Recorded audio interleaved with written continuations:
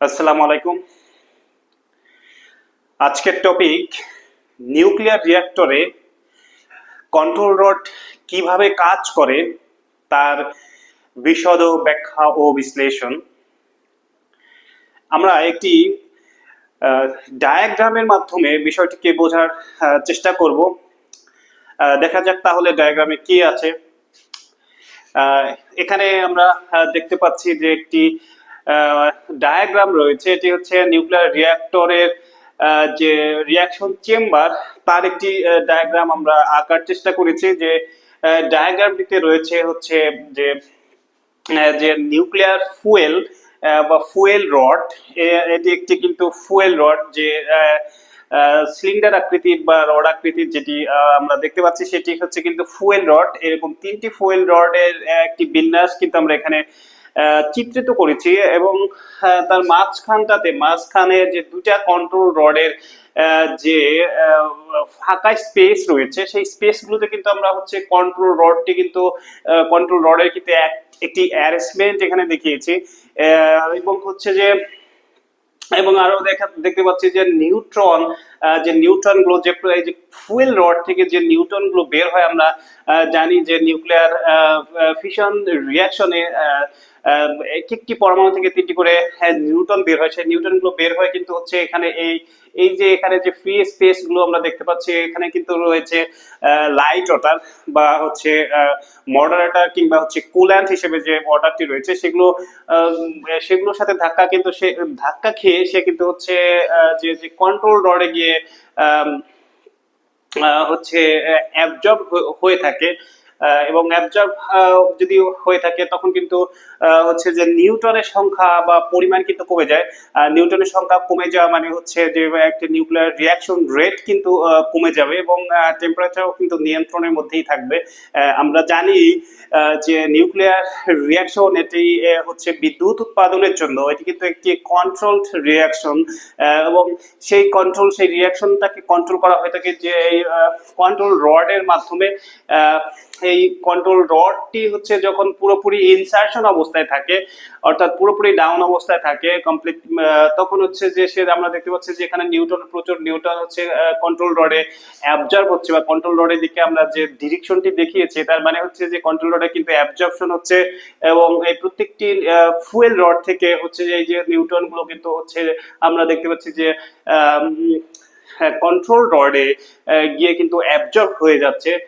এই প্রত্যেকটা fuel rod থেকে কিন্তু নিউট্রন বের হয়ে কিন্তু হচ্ছে যে কন্ট্রোল রডে গিয়ে কিন্তু অ্যাবজর্পশন হয়ে যাচ্ছে। সেখানে অ্যাবজর্পশন হয়ে যাওয়া মানে কিন্তু সে নিউট্রনটি হারিয়ে যাওয়া, সে নিউট্রনটি কিন্তু যে রিভার্স করে সে কিন্তু সেটা কিন্তু একটা ইরিভার্সিবল একটি প্রসেস। তার মানে হচ্ছে যে যে নিউট্রনটি অ্যাবজর্ব হয়ে যাবে সে কিন্তু আর নতুন কোনো নিউট্রন সৃষ্টি করবে না। এই কন্ট্রোল রডটি আসলে যদি আমরা এটা হচ্ছে যত বেশি নিচের দিকে রাখবো তত বেশি কিন্তু হচ্ছে যে নিউটন অ্যাবজর্পশন বেশি হবে, এবং নিউক্লিয়ার যে রিয়াকশন রেট, রিয়াকশন কাইনেটিক্স কিন্তু আস্তে আস্তে কমতে থাকবে, বা একটি নিয়ন্ত্রিত অবস্থায় থাকবে। কিন্তু এবং টেম্পারেচার হচ্ছে কমে যাবে। রিয়াকশন রেট যত ফাস্টার হবে, টেম্পারেচার বা হিট এনার্জি জেনারেশন কিন্তু তত বেশি বেড়ে যাবে। তো আমাদের যে অপটিমাম বা কাঙ্ক্ষিত যে টেম্পারেচারটি প্রয়োজন সেই অনুযায়ী কিন্তু আমরা কন্ট্রোল রড থেকে কিন্তু ইনসারশন কিংবা উইথড্র করা হয়ে থাকে। তো আমরা যদি আমরা এই কন্ট্রোল রডটিকে উপরে তুলে দেই বা উইথড্র করে নেই এখান নিচ থেকে, তাহলে আমরা দেখতে পাবো যে উইথড্র যদি করে নেই তাহলে এখানে কি দেখতে পাচ্ছি।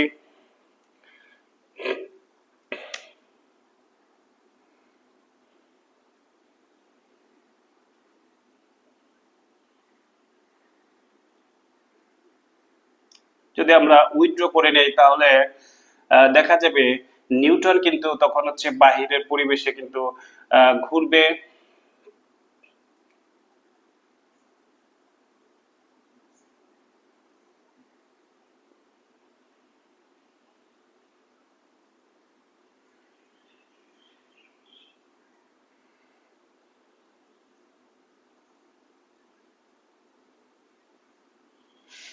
কন্ট্রোল রডটাকে আমরা উপরে উইথড্র করলাম, অর্থাৎ যখন উইথড্র করবো তখন কিন্তু হচ্ছে দেখা যাচ্ছে যে নিউটন গুলো কিন্তু ফ্রি হয়ে যাবে। সে কিন্তু এখানে যে ফুয়েল রড গুলো রয়েছে সেখানে কিন্তু গিয়ে সে চেইন রিয়াকশন ঘটাবে এবং রিয়াকশনটা ফাস্টার হয়ে যাবে, রিয়াকশন কাইনেটিক্স বৃদ্ধি পাবে এবং টেম্পারেচার কিন্তু সাথে সাথে বৃদ্ধি পাবে। তো এইভাবে আমরা দেখতে পেলাম যে এই কন্ট্রোল রডটাকে আমরা নিচে থেকে নামিয়ে হচ্ছে টেম্পারেচার কন্ট্রোল করতে পারি, কিংবা রিয়াকশন কাইনেটিক্স কন্ট্রোল করতে পারি, কিংবা হচ্ছে যে রিয়াকশন রেটটাকে কিন্তু আমরা কন্ট্রোল করতে পারি। এই জন্য এটাকে বলা হয় থাকে কন্ট্রোল রড। এবং এই হচ্ছে দুইটি সিচুয়েশন, যে দুটি সিচুয়েশনে হচ্ছে আমরা যে কন্ট্রোল রডটাকে হচ্ছে এটা নিচের দিকে যদি আমরা নামিয়ে দিই তাহলে রিয়াকশন রেটটা কমে যাবে, এবং উপরের দিকে যদি তুলে দেই তাহলে দেখা যাচ্ছে প্রচুর ফ্রি নিউটন সিস্টেমে অ্যাভেলেবল হবে, অর্থাৎ নিউটন অ্যাভাইলেন্স বেড়ে যাবে, যার কারণে রিয়াকশন ফাস্টার হবে, অর্থাৎ রিয়াকশন কাইনেটিক্স বৃদ্ধি পাবে। একই সাথে হচ্ছে হিট এনার্জি জেনারেশনটাও অনেক বেশি বেড়ে যাবে।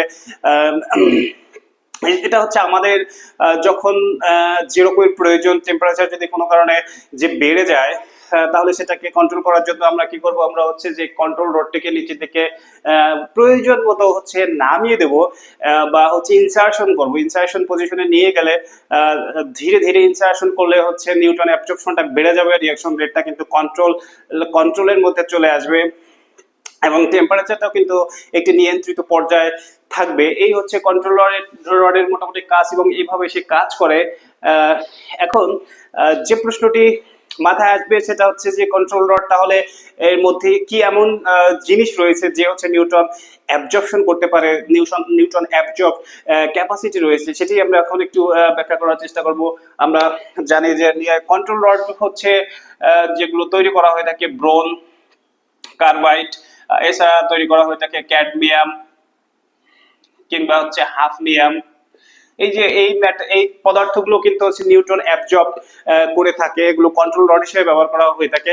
তবে সবথেকে বেশি যেটা ব্যবহৃত হয়ে থাকে সেটি হচ্ছে ব্রোন কার্বাইড।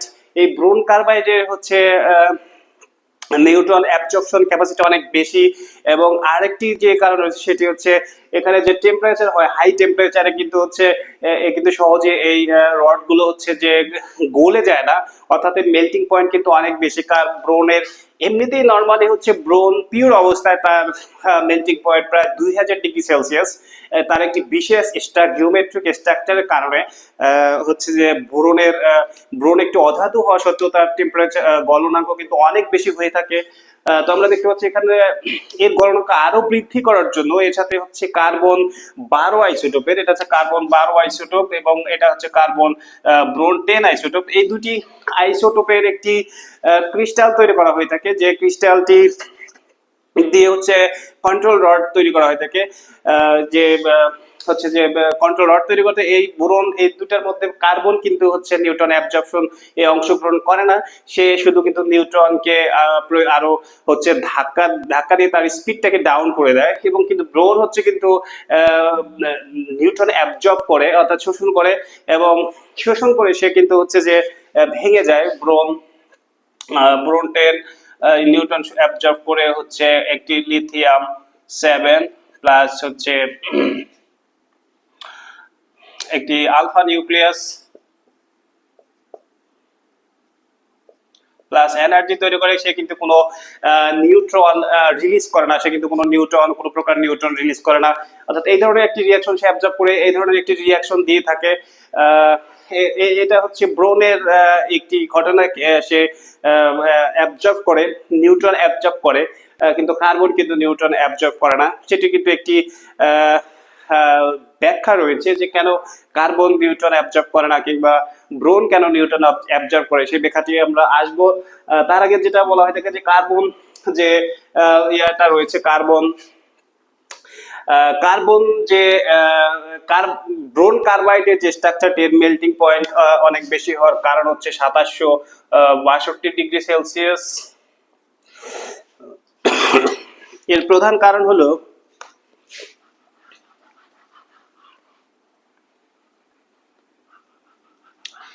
এর গঠনগত যে কার্বন মিশানোর ফলে এর গলনাঙ্ক কিন্তু অনেক বেড়ে যায়।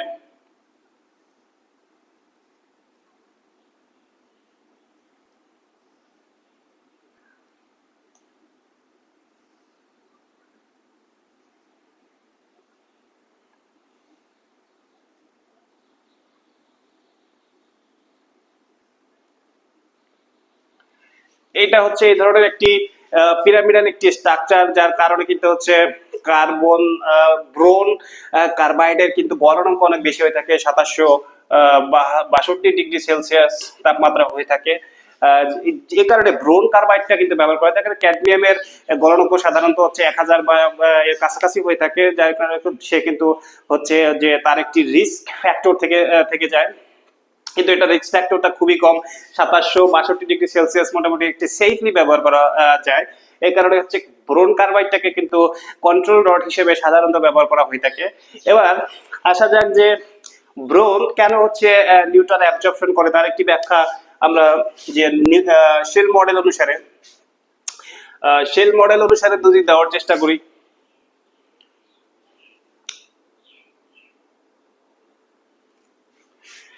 শেল মডেল অনুসারে আমরা কি ব্যাখ্যাটা দিতে পারবো? শেল মডেল,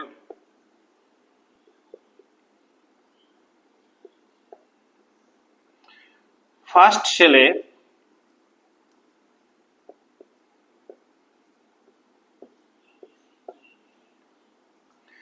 দুইটি নিউটন, আমরা জানি ব্রোন 10 এ নিউটন আছে হচ্ছে 5টি এবং প্রোটন রয়েছে 5টি। তো ফার্স্ট শেলে কিন্তু আমরা দেখতে পাচ্ছি দুইটি নিউটন রয়েছে, এবং সেকেন্ড যে শেলটা রয়েছে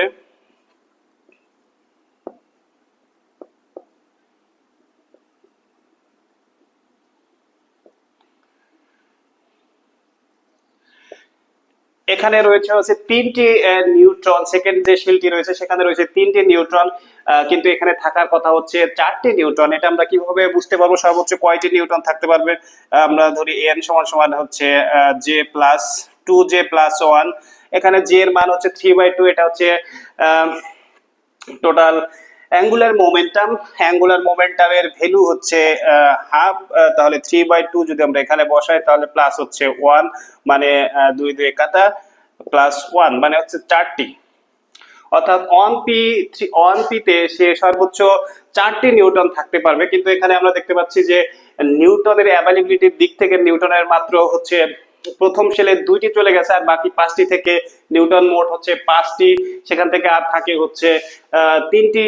তার মানে দ্বিতীয় যে শেলটি রয়েছে, দ্বিতীয় শেলের যে নিচের স্তরটি রয়েছে, নিচের সাব শেলটি রয়েছে, সেখানে 3টি নিউটন এখানে কিন্তু আমরা দেখতে পাচ্ছি, কিন্তু থাকার কথা রয়েছে হচ্ছে 4টি থাকার কথা, কিন্তু রয়েছে আমরা পাচ্ছি হচ্ছে 3টি। অতএব সেখানে কিন্তু একটি খালি জায়গা পড়ে আছে। এই খালি জায়গাটি পূরণ করার জন্য কিন্তু হচ্ছে যখন নিউটন অ্যাভেলেবল হলে কিন্তু ব্রোনে একটি করে নিউটন অ্যাবজর্ব করে নেয়। মূলত এই প্রপার্টির জন্য তার নিউটনের যে বিন্যাস, সেই বিন্যাসের কারণেই আমরা দেখতে পাচ্ছি ব্রোন নিউটন অ্যাবজর্ব করে থাকে। কিন্তু কার্বন 12 আইসোটোপের ক্ষেত্রে যদি আমরা চিন্তা করি তাহলে আমরা কি দেখতে পাবো? কার্বন 12 আইসোটোপে দেখবো যে হচ্ছে কার্বনের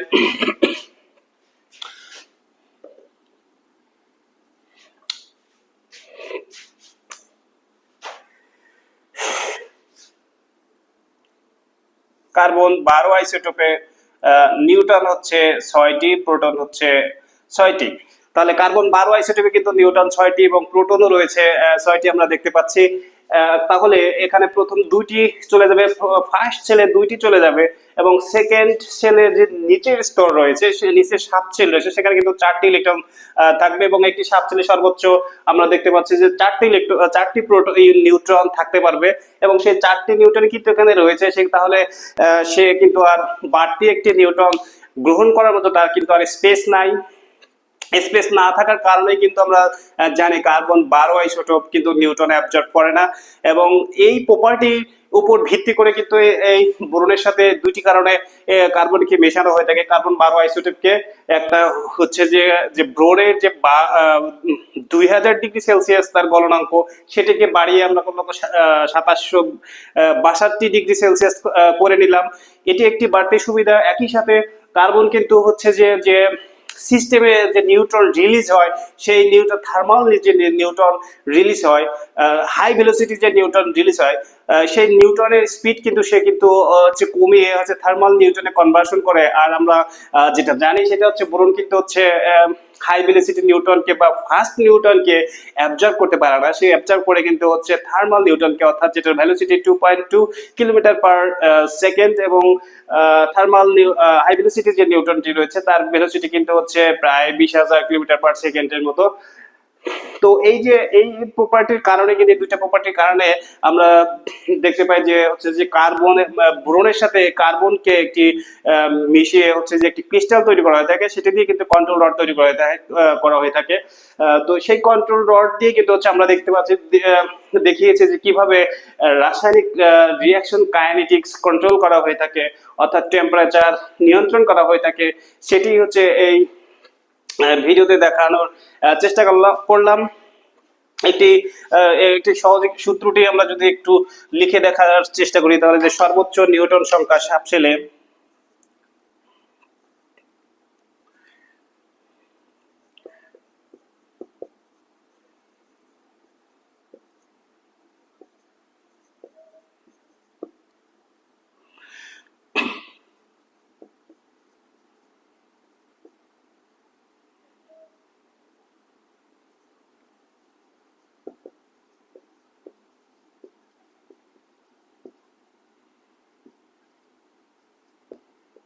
2J+1, এখানে যে হচ্ছে অ্যাঙ্গুলার মোমেন্টাম বা টোটাল অ্যাঙ্গুলার মোমেন্টাম। এই টোটাল অ্যাঙ্গুলার মোমেন্টামের ভ্যালু যদি যত বেশি হবে সেই সমস্ত সাবশেলগুলোতে কিন্তু নিউটন ক্যাপচার বা নিউটন অ্যাবজর্পশন হয়ে থাকে। কিন্তু এর ভ্যালু যদি ছোট হয়ে থাকে তাহলে কিন্তু সেখানে অ্যাঙ্গুলার মোমেন্টাম ভ্যালু যত বেশি তত হচ্ছে যে তত নিউটন ক্যাপচার করার ক্ষমতা তত বেশি, যত ছোট হবে তত পসিবিলিটি তত কমে যাবে। এই অ্যাঙ্গুলার মোমেন্টাম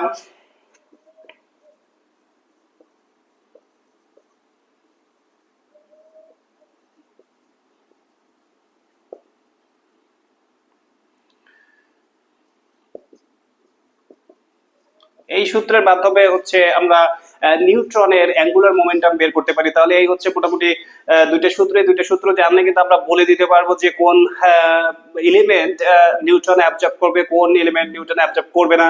সেই সূত্র থেকে আমরা দেখলাম যে ব্রোন, এই দুটো সূত্র থেকে আমরা দেখলাম যে ব্রোন হচ্ছে নিউটন অ্যাবজর্ব করে এবং নিউক্লিয়ার রিঅ্যাকশনকে সে হচ্ছে কন্ট্রোল করার জন্য ব্যবহৃত হয়ে থাকে।